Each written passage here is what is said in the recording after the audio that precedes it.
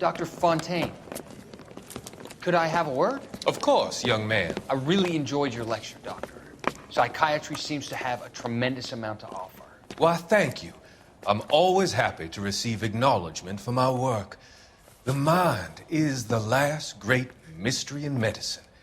Are you thinking of specializing, Mr. Sheldon, or Courtney Sheldon. I'm only in second year, Doctor. They fast-tracked me a year because of my experience during the war. Ah. That's what I wanted to talk to you about. Battle fatigue and collapse under duress. Can it be helped? I would say yes, given the right set of circumstances. Trauma forces the mind to close down, retreat in on itself.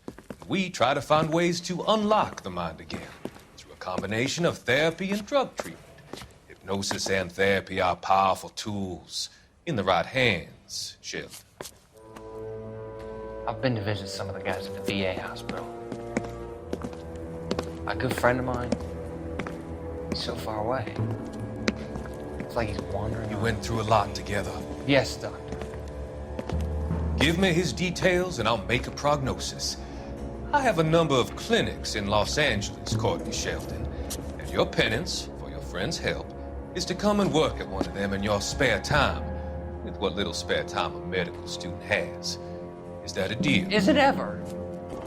I can't thank you enough. I'm not promising a cure, Courtney. I want you to remember that. Every physician has patients that he cannot hope to cure, for whom he can only smooth the path to death.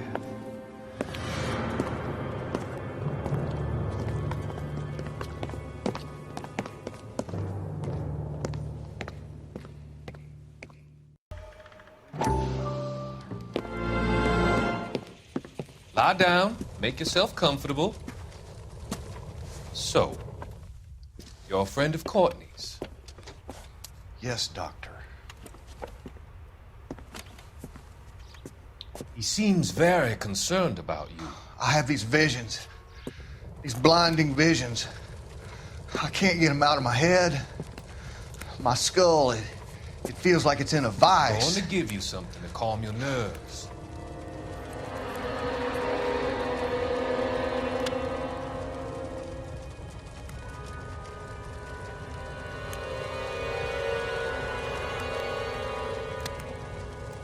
I want to take you on a journey back. I want you to remember the good things about your past, occasions that made you laugh, times that made you smile.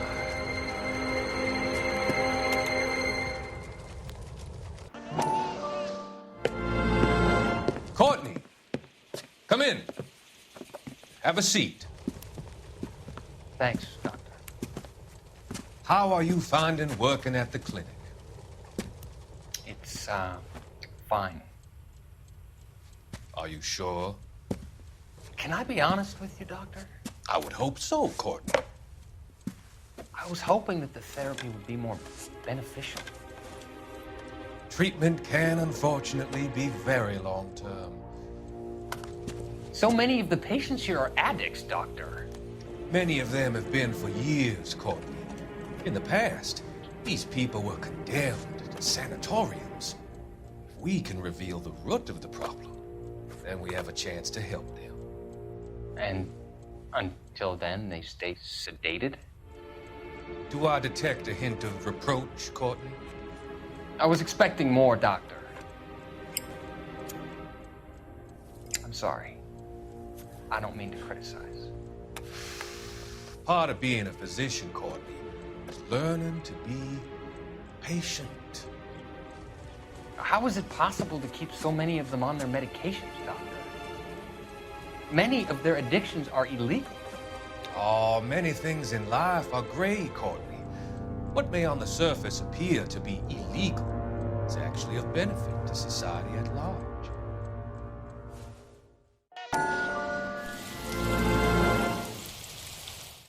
Listen, I have to call you back. I got some business here. Sit down, Courtney. This is Mickey. Mickey, this is Courtney Sheldon. What would you like to drink? Scotch. Straight up. I hear you're back at school learning to be a doctor, kid. Yes. That's right, Mr. So Cohen. you want to be a doctor and a dope peddler. Interesting combination, huh? Do we have a problem, Mr. Cohen? We might have, yeah. Selling your dope to my boy Lenny looked like a good move, but Lenny has been supplying, wholesale, so to speak. The Bindle boys in this town aren't used to the juice without a little of the middleman taking his cut. Lenny promised that wouldn't happen, Mr. Cohen. And Lenny works for you. What can I say about Lenny? Let me think. Oh yeah, he's a putz.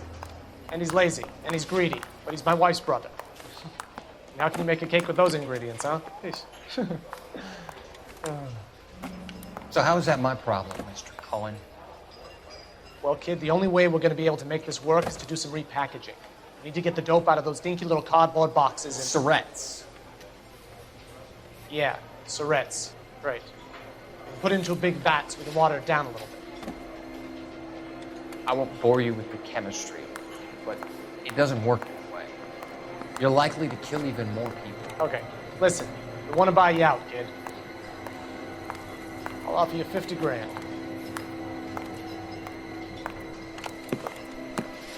Hey, hey!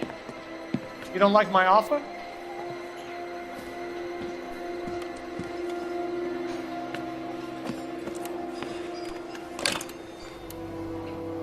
The Sheldon kid? I think I want him dead.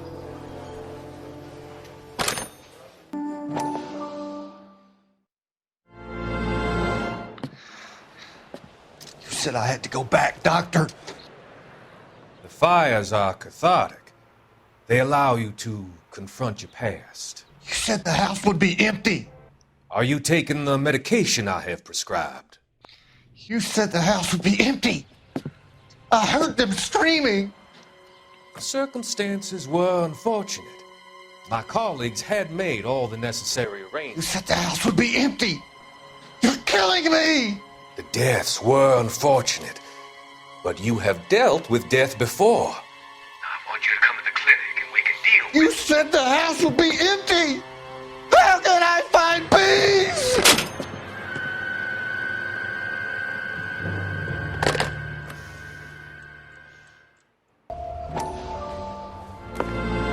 Still working, Jack. I'm off to the Lighthouse Club in Santa Monica. Hello, Jack. Mr. Benson, this is Courtney Sheldon. He's a buddy of mine from the war. Well, I'm sure you two will want to polish some old war stories. Good evening, Jack. Mr. Sheldon.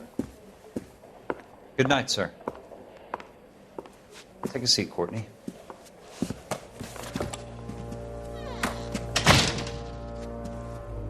We need your help, Jack. I told you I would have nothing to do with that. I'm fine too, Jack. Medical school's going well. I got a part-time job. Do dope peddlers need part-time jobs? We made a mistake and we're in trouble, Jack. A local gangster, Mickey Cohen, is putting on the squeeze. So hand it over, walk away. What's stopping you? We had a deal with them that they would dole it out slowly.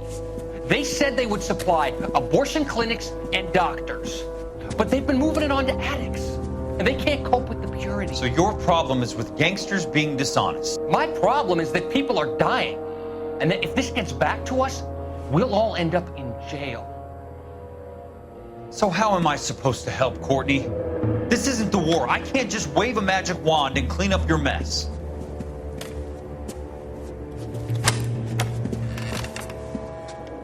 We want you to negotiate, Jack.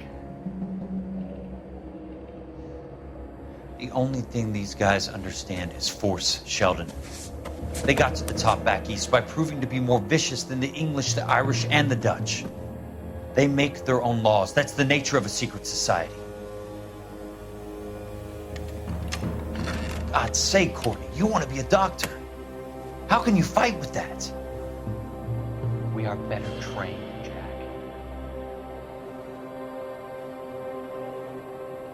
I didn't make it through the war to come back to this kind of shit, Sheldon.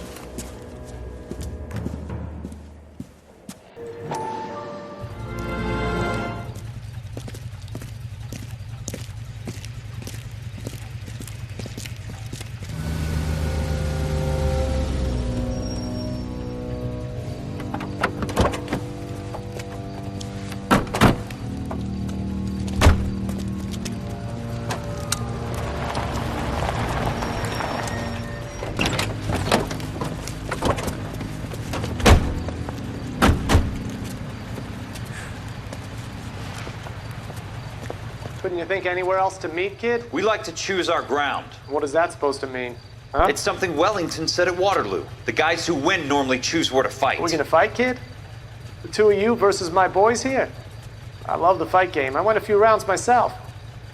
You and your friend, he looks tough, but I don't like your chances.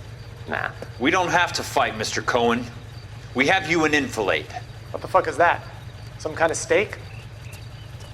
It means my men are in cover, but that they can still shoot you.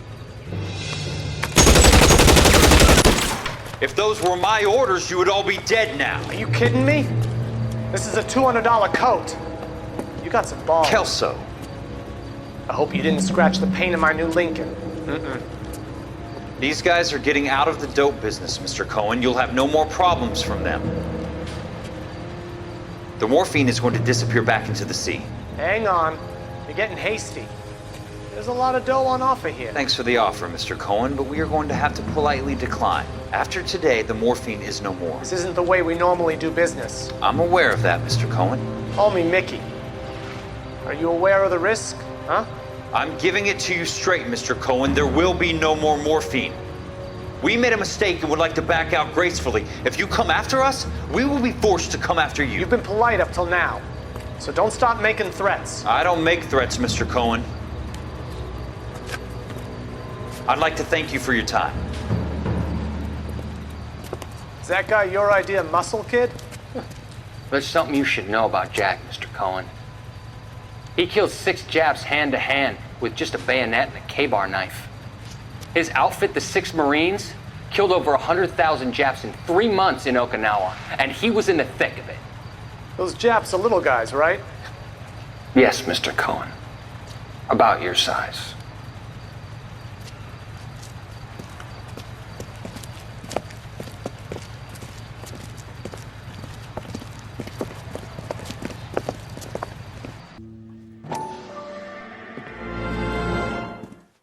You look troubled. I'm in a jam, Doctor. Can I help, Courtney? Is it money? No, Doctor. That's okay.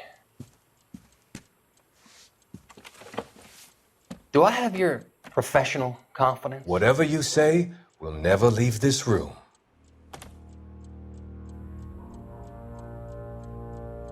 I talked some of the guys in my old unit into doing something, and it's gone wrong. I guess I did it for the wrong reasons, for short-term gain. We came home from China on the Cool Ridge. The morphine robbery. That was us. I thought I could get the guys a fair share. Some sort of benefit for the sacrifices that they made in the war.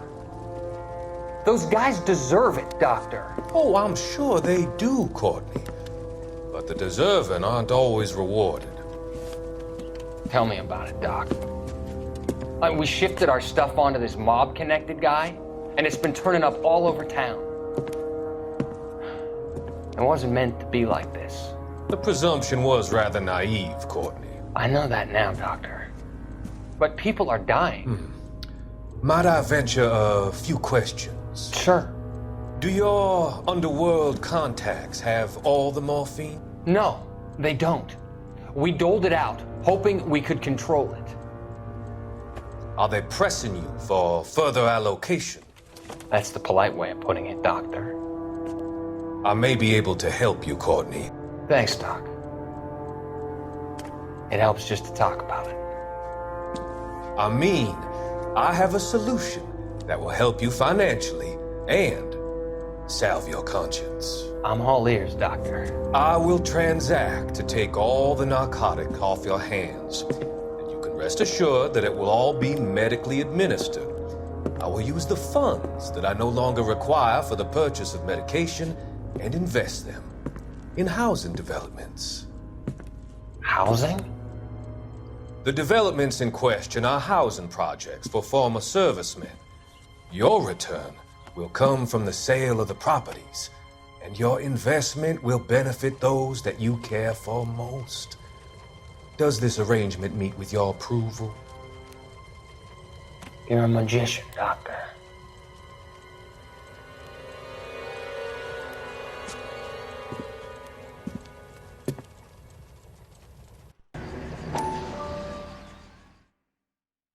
We have to look at damage limitation. We can't allow that strumpet Brent Allen to bring down the whole administration.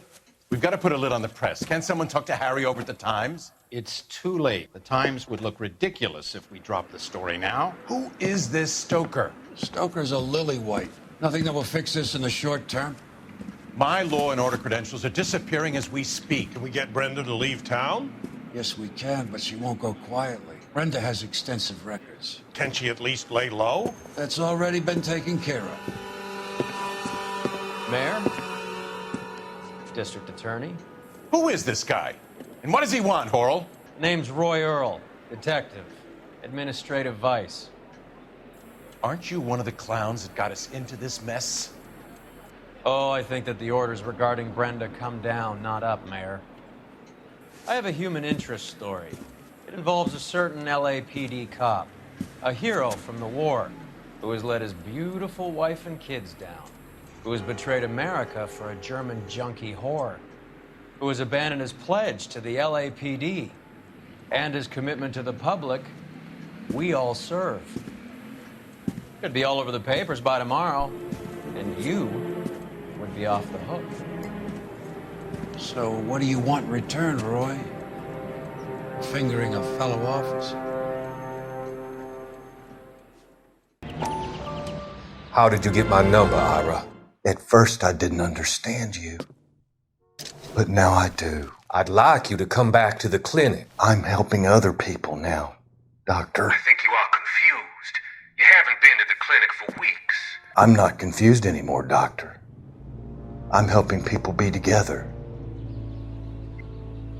This world is only temporary. We'll all be happier in heaven. Why don't you tell me where you are and I can come to you? I think the fire should end now. They have served their purpose. Oh, the fires are only beginning, Doctor. After the fires, everything will be beautiful and clean. Everything will be erased. The world will be fresh and new. I can see my purpose now, Doctor. And you helped me to find it.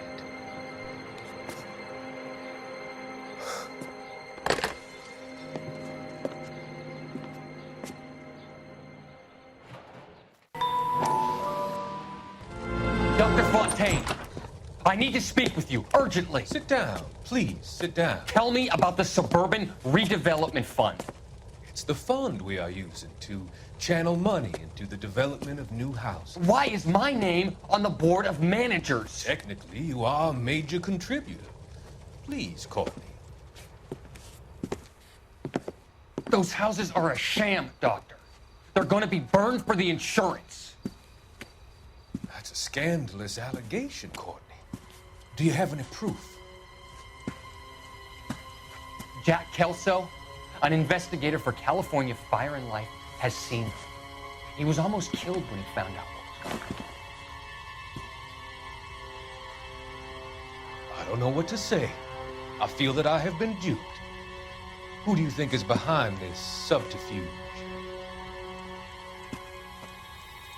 Jack says it's a property developer named Monroe.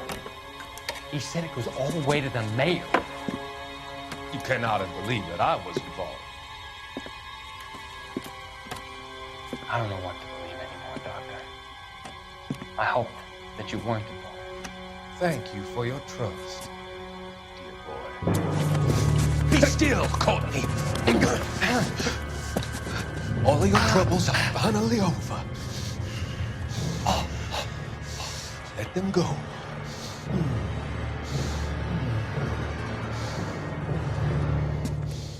Let them drift away.